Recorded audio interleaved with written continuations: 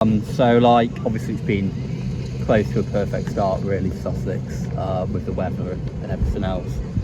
Like, can you just sum up the mood in the camp at the moment? Yeah, the boys are obviously really happy with how we started. Drawing the first two games, but being on top in those games. I think obviously if we didn't lose those days, we lost the couple of days in those games to rain, I think we'd come out on top. So yeah, great start. Obviously winning the last game against Gloucestershire before our week off this week, so everyone's pretty happy. And obviously a week to refresh and get ready for the Derbyshire game this week. Yeah, sweet. And like, from watching the games, you're dovetailing as a team like this. Obviously, Danny and John Simpson have been really good at the bat, but you know, you're all chipping in with the ball as well. Like, sort of, do you reckon that's been the key to such a positive start to the season? Yeah, I mean, John and Danny have been great signings for us. John coming in from Middlesex, all his experience. He's won county championships, he's been there and he's done it, he's played international cricket, so him coming in for our team has been great. Danny's come down from Lancashire, it's been a great signing, been really good around the lads, and obviously his skill and craft with the ball and his skill with the bat's exceptional, so they've both been great signings. Obviously as a team, we are dovetailing well, we have a lot of options with the ball, and it's great because we bat sort of down to 9-10. We've had occasions where, I mean, Ari Carvelas came in at 10 the other day and scored 50, so you can see that we can bat right down the order, which obviously as a team massively helps. If you've got people coming in 9-10 down the order who can score runs, it's brilliant. So I think we started well. Obviously, as you said, dovetailing nicely, but it's only 3 games, there's still a long way to go. Yeah. And like, would you say you've kind of got faith in each other to get the job done? Like, if one person doesn't quite perform, someone else steps in. Yeah, naturally. I think that's part of being a professional sports environment. I think everyone's obviously earned the right to be here and has enough skill to be here. So, yeah, you obviously have trust and faith in each other. You want to get it done personally yourself, but you know that the next man who's going to come in behind you with a bat, or the next man who's going to come on with the ball will also be able to do the job. Yeah. And I suppose, is it a promotion charge this season? I hope so. I mean, that's what the targets were at the start of the year. That's what we're looking for. I mean, we were close last year. We were only a few points off getting promoted last year, but I think we're in a better place. We're in a better squad right now, so I think it's definitely the aim. Yeah. And I suppose, following on, who would you say your rivals? Like, Middlesex perform well. Yorkshire have got those. Root and Brook batting. I wouldn't necessarily say we have any specific rivals. There are strong teams, but I think last year especially we saw that everyone has the ability to beat everyone or push everyone to the last ball. We've had games where we've been on top, and then like last season we had a couple of games Yorkshire where they could have beaten us twice. We had Worcester here where the game to and fro, Derbyshire here where the game to and fro. So I mean, everyone can beat anyone. But yeah, Yorkshire obviously very strong when they're at full strength, with Brook and Root coming back in obviously as well. And Middlesex coming down from Division 1 and playing good cricket, and signing deployed as well for them. So yeah. And you know, for Yorkshire's game down here, they're both going to be unavailable, Brook and Root. Do you see that as like a disappointment that you won't get to sort of pit yourself against arguably probably the best batters that England have? Yeah, it's obviously naturally a bit disappointing, obviously for the context of the potential that we're going to be playing against a slightly weaker team. As a team, you look at that and you think, great, like we've got a chance. And you're playing against someone who may be missing a few players, but naturally you want to play against the best. You want to challenge yourself against the best players and see where you're at. I think that's the best way to do it.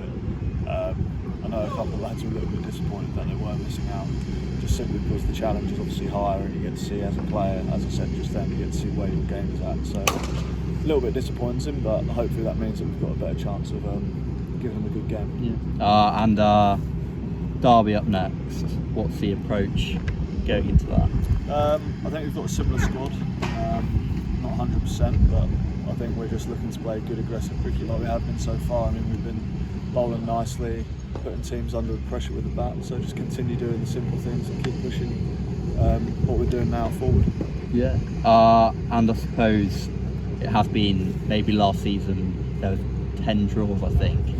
Would you sort of, what's the approach to get those 20 wickets? It's looked a lot more positive this year so far. Yeah, as I said, we have a lot of options this year.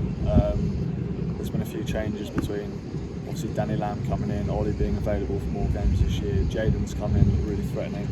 So when we have those three around, we are looking at a very strong bowling attack. James Coles and Jack Parsons spent the winter in India with the England Lions, and both have really improved their spin bowling. So again, we've played on wickets so far this season that have spun, so we've looked dangerous. And just the general feel, I think last year we lost a lot of days due to weather. There's a lot of games that we probably could have got over the line that didn't, but also that was because of maybe a few days of rain. Yeah. So fingers crossed this year is not as bad. I mean, we've already had a bit of rain knocking around for the last 3 games, but hopefully it's A few more days like evens this. out, yeah, especially like today. So fingers crossed it stays like this. And you know, this is Paul Farbrace's second full season. Yeah. Saw a massive improvement last season with him coming in. What's he done for the team? He's obviously got a lot of credentials. He's managed England as the assistant. He's been with Warwickshire, and he comes with the experience of winning games and winning things. He's a great guy. He's a great personality to have around.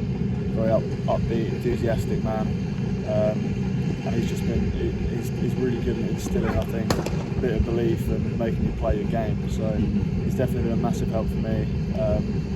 In enabling me to sort of go out there and play with freedom and play the way I play naturally. So yeah, I think he's instilled that in a lot of our lads, and I think that's obviously alongside that us, the players that we have growing up. I mean, we had a lot of young players in the team, and they're playing a lot of games now, getting experience in the formats, and yeah, fingers crossed it keeps building.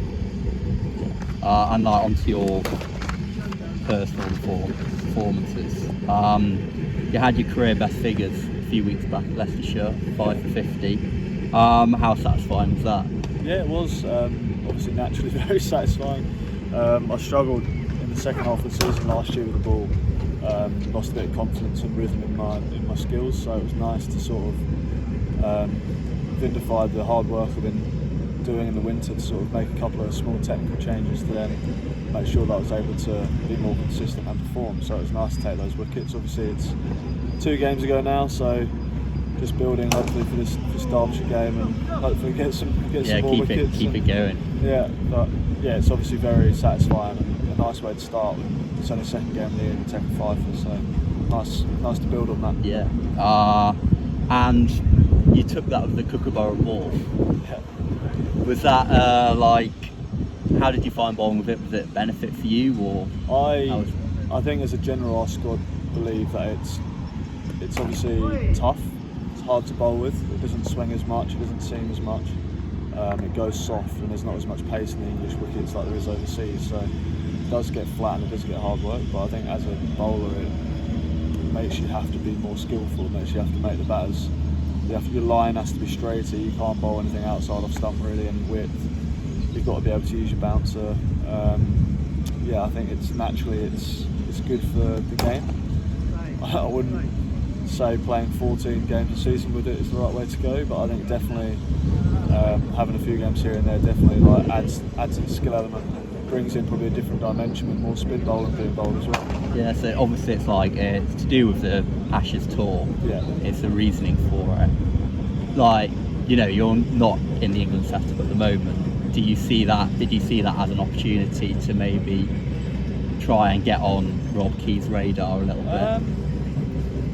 Not massively, to be honest. I think you just got to take each game as it comes. I think it's just a new challenge bowling with the Kookaburra ball. I didn't bowl particularly well with it last season in the games that we played with it. So obviously we've had a lot of pre-season games with it this year, knowing that there's going to be more cricket played with it. We trained with it in the winter. We had different sessions sort of with the Kookaburra, with the Duke, comparing how we go about it and stuff. So I don't think that stuff's particularly on the radar for me right now. I'm just trying to take each game as it comes, and if that eventually comes one day. But I mean, I've only had a good season last year. Just want to try and back that up this year. Yeah. And yeah, I suppose leading on from what you've just said, had an unbelievable season last year off the bat. I think you're the highest run scorer for Sussex. What will it take for you to maintain those highs this season? I don't know really. Just keep doing what I have been doing for the last sort of 12-18 months really. The but do the basics well, back my skill, be aggressive. I think when I play at my best, I'm very aggressive with the back. So I think that's probably something I'm going to keep going. Naturally, that can lead to errors and mistakes with the bat, being a bit more aggressive. But I think that's the best way that I play. And I think, obviously, as we mentioned before about things on England's radar, they're obviously more receptive to players that seem to play that way at the moment. Anyway, we've got a lot of players in our squad that play in a similar manner, and it seems to work well for us. I mean, we can put in big scores on the board in quick time.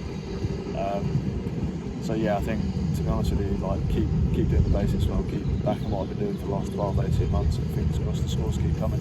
And would you say the key for you is like the mental side of things, like being in that positive headspace? Yeah, definitely. I think as soon as you get away from that and you start thinking negatively, naturally as a sportsman or in anything, really, you naturally become a little bit more tentative and don't give your all in situations or know how to go about it. If you're very set and aggressive with your mindset, I think that then gives you the freedom to be able to perform. Yeah.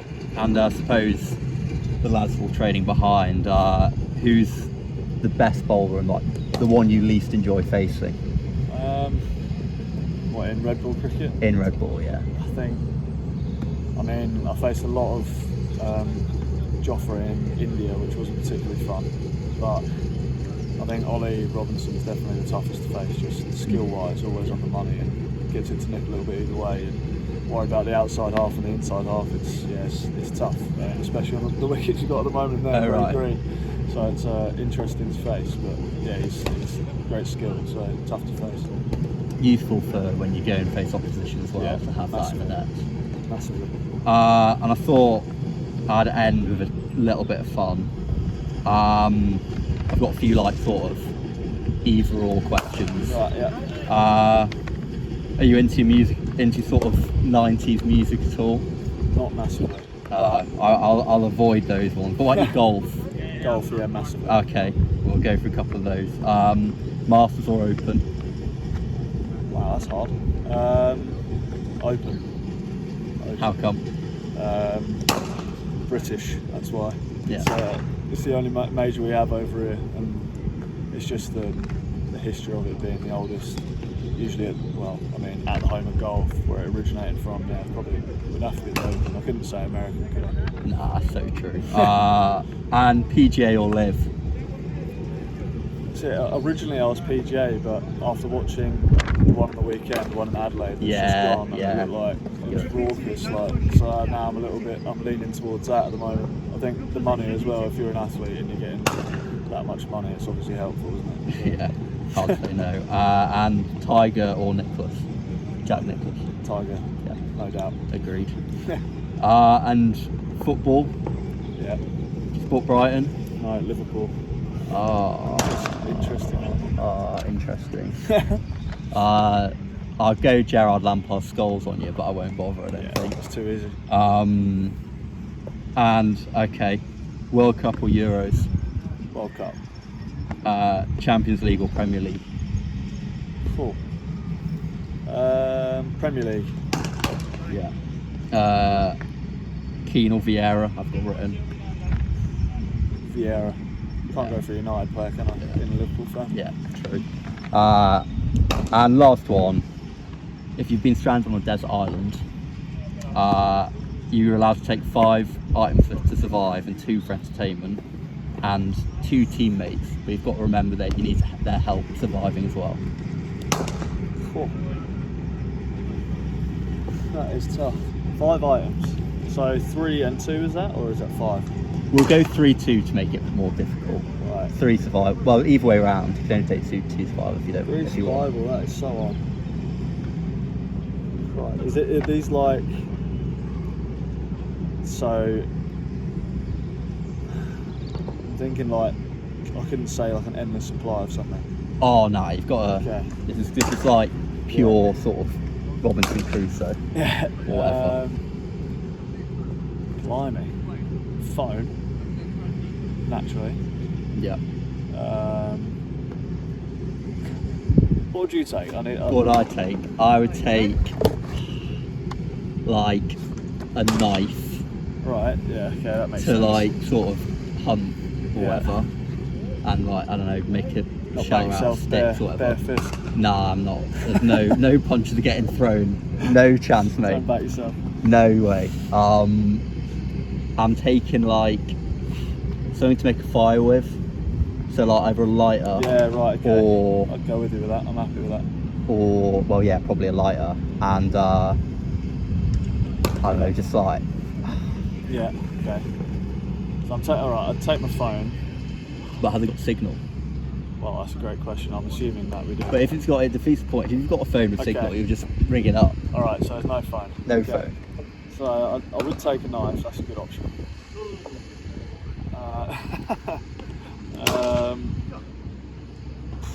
What else would you take? Yeah, I have no idea. This is Jamie. What would you take to a desert island? Three items for survival. Knife is great. Hunt. That's brilliant. That's a bit logical. Yeah. I said phone, but we got told that wasn't allowed. You just ring up then, don't you? I was thinking some sort of food source, but I don't read, so that's no good. Do like survival. Bear Grylls' book or something. All right, Survival yeah, book. Alright, which two teammates? Two teammates, or Ari Carvelas would definitely be with me because he's my closest friend and he'd do anything for you. He's a very helpful man. So He'd be a good person, companion to have. he'd be very good. He's also quite fiery as well at times, so he could go kill something for me and bring it back. Yeah, take a bear out or something. Yeah. Who else would I take with me? I'm trying to think who else in the change room. I'm trying to think of someone who'd be really good at cooking or something like that. But then I back myself on that aspect. I think. Probably the top chef. So I don't know. Harrison doesn't he fancy himself? He is a good chef, Wardy, but he also leads you astray. So I'm not sure I can take him with me. It's a great question. I'm trying to think of like the most actual sensible human beings in our squad, and it's quite tough to think about that. Yeah, you wouldn't be taking Robbo, would you? No, not a chance. I'd take Tom Alsop actually, because he'd be very planned and methodical about how to go by every day. I Okay. think he'd be very smart with that. So yeah, I'd take Tom Alsop with me. Yeah, like his batting, I suppose, isn't it? Yeah, very Yeah. planned, very methodical. Lovely technique. Yeah. Right, well, that's it. Number two. That's your best answer by far. It's quality at the end. Brilliant stuff. Thanks for that. Yeah, perfect. Sorry Cheers. about the desert island one. That is a tough question. I'm not even sure what I'd take. Yeah, to be fair, you had me reeling a little bit. I wasn't really sure either.